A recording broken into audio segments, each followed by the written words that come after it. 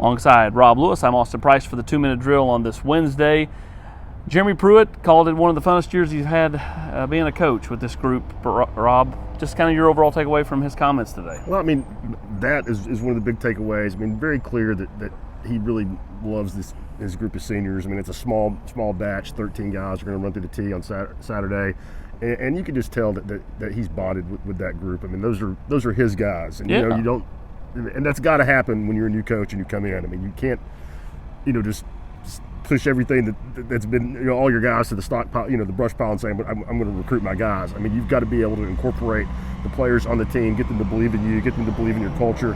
And you can tell that Jeremy really appreciates the way that guys have done that. What do you it's clear that he has a lot of respect for Keyshawn Vaughn. He talked about that today, just how tough he is, how he plays, the style of game that he has. And I think Jeremy knows that Keyshawn Vaughn is the one guy that can keep Vanderbilt potentially in the game Saturday. I would bet very much from a defensive coach's perspective that you flip on the tape and you see a guy getting his brains beat in every week playing for outside of Arkansas, the worst team in the SEC. Yeah. Just can't do very much on offense, doesn't have a passing attack to lean on, and pretty much is the only home run threat they have.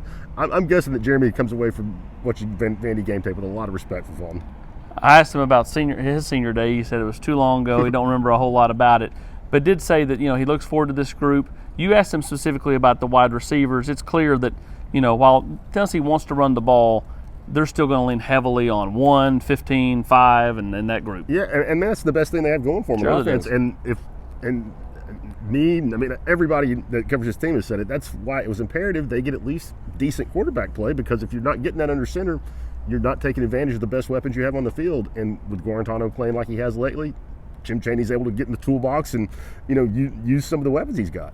Jeremy was also asked about the outside the lines report about the training staff.